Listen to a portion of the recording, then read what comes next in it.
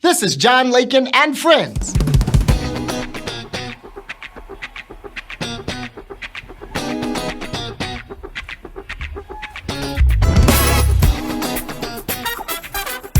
What's up, everybody? This is your boy, John Lakin, and welcome to John Lakin and Friends. Welcome to John Lakin and Friends. We have an incredible show lined up for you today. We thank you so much for joining us. We're about to lift up a praise that says, Lord, I want you to help me. I said, Lord, Lord, Lord, I need you to help me. Hey, I said, I can't make it without you. Father, help me. I want you to help me. On my journey. Help me on my way. Oh, Lord, I want you to help me. Oh, I said, Lord, Lord, Lord, I need you to help me. That's it. You're the only friend I have. Need you to help me. I want you to help me on my journey. On my way. Oh, Lord, I want you to help me. 'Cause you know my body's and my baby's strong. Oh, I gotta keep on beating on your everlasting love. Don't you know that I'm calling on you? Yes, sir, I need you. Come on, take me out. Yeah, I want you to help me. Help me, Lord. Help me, Lord. I said somebody needs you. Help me. Oh, help me, Lord. Help me, Lord. Somebody wants you to help me. Help me, Lord. Help me, Jesus. Help me. Oh, help me. Come on, let's get out of here. I don't want to stay there all night. I said, Lord, Lord, Lord, I need you to help me. Hey, I said, I can't make it without you, Father. I want you to help me on my journey. Help me, Lord. Oh, Lord, I want you to help me. You know my body. I'm sorry. Oh, I gotta keep on leaning on your everlasting love. Don't you know that I'm holding on? Stay right there, said I'm holding on. Stay right there, said I'm right now calling you Jesus. Right now calling you Jesus. It might be morning. It might be evening. It might be late in the midnight hour. God bless you. God bless you. God bless you. That's how they insult to the country. God bless you. Come on, church. Come on, church. Come on. Oh, I hear the sound in here.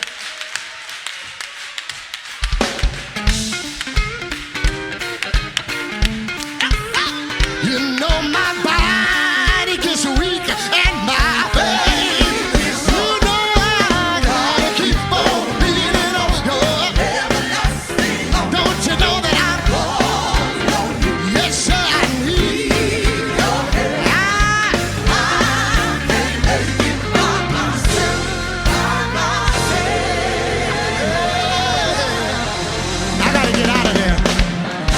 I gotta get out of there. We'll have camp meeting revival. The Bible lets us know in 1 Corinthians, the 16th chapter, the 9th verse, that Paul says that he was given an effectual door. An effectual door was open for him, but there were many adversaries. This morning, I want to just talk to you about how do you handle opposition at your open door. See, the reality is we walk through so many doors every single morning without even thinking about opposition. We get to our car doors, we go to our job doors, we go through doors in the morning to get out of bed, and we have to exit our house through doors. But what do you do in life when God has opened a door, but yet there is opposition? Well, first of all, the thing you have to do is your faith has to outweigh the opposition. Faith cometh by hearing, and hearing by the word of God. And when your faith has been established, you got to understand that you got to make sure your faith remains strong in the midst of opposition. The second thing you got to do is don't let your haters break your spirit. Don't let them take your joy. The reason you have opposition is because you have an opportunity. And when God blesses you with an opportunity, you inherit some haters. There will always be people who will try to block your progress. But I am here to tell you that with every door that God opens, no man can shut it. And finally, I want you to know this morning before I leave. Your favor with God outweighs the opposition. Greater is he that is in you than he that is in the world. That's right. Your destiny, your greatness, your blessings, your opportunities are greater than any of the opposition that you'll be facing. All you got to do is hold on, keep the faith, stay strong, and watch God do his thing. This has been your Motivational Moment with John Lakin and Friends. I'm Bishop Wendell B. Sumter. Welcome back to John Lakin and Friends, and let me tell you, it is my esteemed honor to have my brother and friend, the good Bishop Kevin Long Jr. with us on today. How are you doing today, sir? I'm well, sir. I hope that you are. Man, it's a great day. I'm super glad to have you here, all the way from Charlotte, North Carolina. Yes, sir, the Queen City. Yes, sir. Now, where are you from originally? I'm originally from Charlotte, born and bred. Yeah. Cut it out. Yes, sir. Raised there, and up until undergrad, that's where I did my journey. Yes, sir. Now, where'd you go to undergrad? Elizabeth City State University. Okay. Yes, sir. Okay, and what did you major in there? Political science. Okay. Now, now, were you on your track to become an attorney, or? Most certainly. Okay. Yes, sir. And how did that turn out? It didn't turn out too well, or it didn't turn out the way that I wanted it to. The way that you thought, yeah. Yes, I got you. So, of course, we know that you are an incredible pastor and leader in the Charlotte area. Talk about your church. What ministry are you serving? Temple Church International. I've been pastoring there for 26 years. Wait a minute. Now, hold on. You've been pastoring 26 years? There 26 years. Wow. Now, it does not look, you don't look old enough to be pastoring anywhere for 26 years. Man, I'm going to pay you when I get my check, I promise. My God, I'm not going to ask you your age on this good television show, but I'm going to tell you, you don't look like what you've been through, Doctor. But thank you, That's sir. incredible. True story. All right, now, and so now let's talk about family life. Of course, congratulations. We know that you recently got married. Yes, sir. And that is incredible. Now, how many children do you have? I have 6. I have 3 biological, and my wife has 3 biological. Okay. And, so we have 6 heads of cheering. That's all right. Now, you know, we're from the country, so we sir. come from big families. That's Yes, all sir. we know.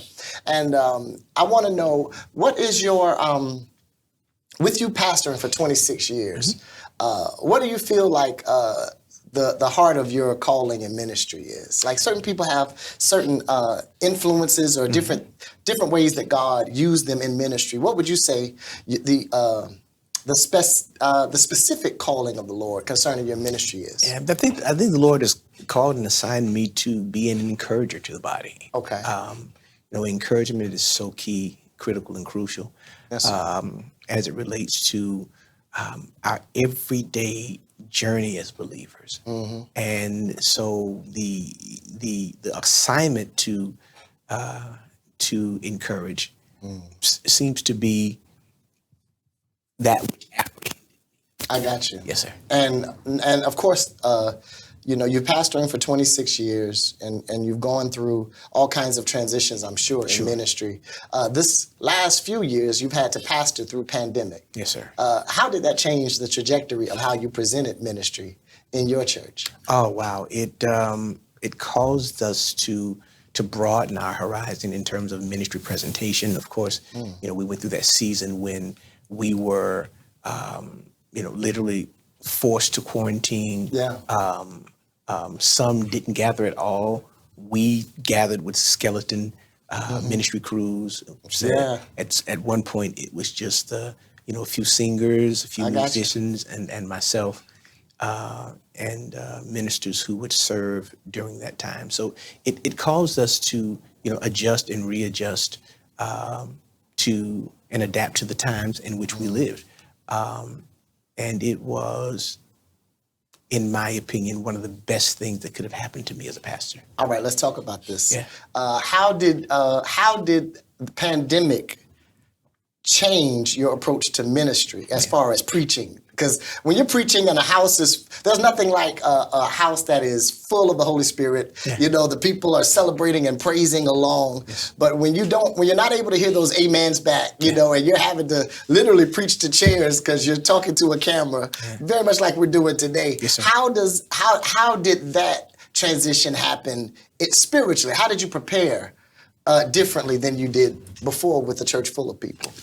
Well, first of all, I think one of the advantages of having to do ministry in that context is that I had to adapt to the times in terms of doing virtual ministry. Yes. Using technology to reach those who we are assigned to. But then secondly, for me, the beauty was that it gave me a greater perspective of the importance of evangelistic ministry. And here's what I mean. Come on. You know, literally preaching to the chairs. So now you're preaching to who's not in the chairs. Come on. You know, with the expectation that God would put people in seats. Come on. At some point in time. And, you know, it was humbling in a sense to not have the energy of feedback and call and response that I was used to. But also it was very encouraging. Come on. To let me know that, you know, God had ushered us into another dimension of ministry and given us a broader perspective of how ministry should and could be done. There's so much more to come after this on John Lakin and Friends. Harbor Properties is a boutique real estate sales and development firm here in Columbia, South Carolina. And our goal is to show our clients how to build generational wealth through real estate. Our website is www.carbraproperties.com. You spell Carbra, C-A-R-B-R-A, properties.com. And you can find us at Carbra Properties on all social media platforms. Welcome back to John Lakin and Friends, and we are having an incredible conversation with my friend Bishop Kevin Long. All right, let's talk about this powerful book that you've written and that you are releasing right now. Put Your Mask On First. What are you telling us, good Bishop? Come on, talk to us. Put Your Mask On First, 30 days of devotions, meditations, and affirmations for evolving souls. Wow. This book was actually birthed out of the pandemic. Okay. I have for the past 3 to 4 years, maybe longer, posted daily on my social media platform, in particular Instagram, and I would post these quotes. And as we moved into the pandemic, the quotes became more and more inspired by the experiences that we had during quarantine. Yes, sir. Some of the revelations you get being quarantined and separated. Wow. Having to deal with those who were suffering from or living with COVID, living with family members who were living with COVID, taking care of them, and ultimately having to deal with the deaths of some. So this season mandated that we wear masks to keep ourselves healthy and to keep others healthy. And to protect them, yes. And to protect them. And so, this book simply is a book that encourages self-care. Okay. It encourages self-love. It speaks specifically to leaders and even those who work with leaders who have heavy loads and who are carrying great responsibilities. And the thesis of this book is simply, you can't properly take care of others unless you properly take care of yourself. Watch it. Now, when you talk about self-care, let's dive in there. Yes, sir. All right. What when you say self-care, what do you actually mean, the fullness of it? Of course, they got to get the book and read it, but, yes, sir. But just highlight just a little bit of how important is self-care to a peaceful spirit. Yeah. Because people don't know that ministry, no matter how rewarding and how beautiful, can be stressful. Yes, sir. Yes, sir. That oftentimes, we have to give up the right for the wrong. Yes, sir. We have to try to communicate points of view to people that may or may not agree or understand. Yes, sir. And may not understand your perspective, but when you're the leader, you're having to rally the people together to follow in a God direction. Yes, sir. So when you talk about self-care, what are some of the things that you do in self-care to keep your balance, your foundation? Yeah, it's so important that when God speaks to Moses on the top of Mount Sinai and delivers to him the Decalogue or the Ten Commandments, he makes sure to insert and emphasize the importance of self-care. Remember the Sabbath day. Come on. And keep it holy. Set aside for the purposes of God, which is really interesting. Because the revelation that Jesus gives us concerning the Sabbath. Come on. You remember he was healing on the Sabbath day. I remember. And the Pharisees had a problem with that. And Jesus goes through this back and forth, this dialogue with them, asking them questions about their cattle, livestock, etc. And he says something that blows my mind. He says that man was not made for Sabbath, but Sabbath was made for man. That's powerful. Which means keeping the Sabbath day holy or separated unto God means ministering to yourself. Wow. So Right. when we look at Chick-fil-A, my God, and how they are intentional. Yes, sir. We're not gonna hype them up too much, but just to say, Yes, to sir. see a company that decided to shut everything down Yes, on a sir. Sunday and still not come behind in numbers. They don't miss a beat. As a matter of fact, they are the most successful fast food chain. Yes, Yeah. sir. Yes, sir. They don't miss a beat. And so, I try in as much as possible to honor the concept of Sabbath. I'm with it. Which is ministry to self. And That's powerful. I always encourage people to, take a Sabbath day, a Sabbath moment, and minister to you. Do what you like to do. Yeah. Most certainly rest, reflect, refocus, but refresh yourself. Come on. And participate in some sort of recreation or recreation. Now let's talk about this, because a lot of times people don't get to talk to the pastor the way I'm talking to the pastor. So what are some of your recreational activities or hobbies that people would be surprised that you do? This may not be considered to be a recreation to some, but I am committed to. I'm a stickler for physical fitness. Okay. And so I have a workout regimen, and for me, that is recreation. Also, spending time with my family. Come on. That's recreation for me, with my wife, with my kids, Wonderful. With my extended family. It is, for me, absolutely necessary that I stay connected to those persons. And, other things, movies and music and concerts. I got you. So you've given us the thesis, self-care, saving yourself. When we talk about saving yourself first, what does that look like from a prayer perspective? Oh, wow. One of the devotionals here is about prayer. And, Yes, sir. It's the cliche, if you're going to pray, don't worry. If you're going to worry, don't pray. Come on. And prayer is very essential in self-care because, again, it is our connection to God. It's our opportunity to communicate with God, to speak to Him. Yes. Personally, transparently, etc., and then to hear Him speak to us. And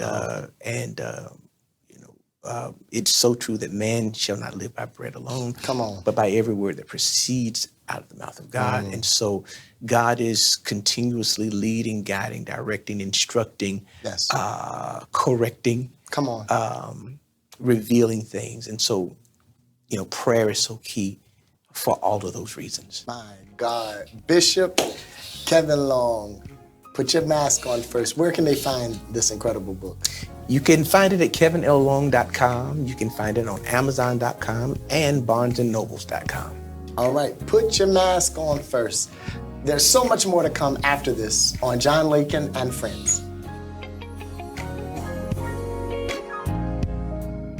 What's up, everybody? It's your boy, John Lakin, and I want to invite you to save the date. February 18th, we will be back at Harbison Theater, where we will be celebrating Black History Month. On February 18th, we will be singing the songs of Zion, the songs that brought us over. We've come this far by faith. You know, those songs, the songs that we grew up on, that have given us power. So we will be at Harbison Theater on February 18th. You do not want to miss it. Ticket information will be forthcoming. Welcome back to John Lakin and Friends. And boy, we got real power on this forum with us today. I got my family, the good bishop-elect who's about to be bishop in the Lord's church, Pastor James Rowson Jr., as well as Bishop Kevin Long. How are you all doing today? I'm wonderful. I'm so glad to be here with you. Good shape. Glad to be here. Great company. I'm telling you, boy, I feel like somebody. I'm going to set with good power. Now, I want to jump right into this.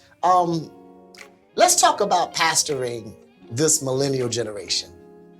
You all have been pastoring. Your church has been established now for 20 years. 20 years. Now, how does that feel? I remember when you opened. I was at the service, my God, at the inaugural service. Wow. I remember when you opened the church, and to 20 years later, you know, new building, still standing and being elevated in the Lord's church. How has this journey been for you over the last 20 years? Remarkable. Yes, sir. It's been educational the whole way. God teaches us lessons as life leaves clues. Yes, sir. I often say, and if I would put a scripture to it, I would simply have to say, having therefore obtained help from God. Come on. Because the only way I've made it is I've had some help. Yes, sir. And Bishop, you pastoring 26 years. 26 years. My Lord. And so let's talk about this millennial generation.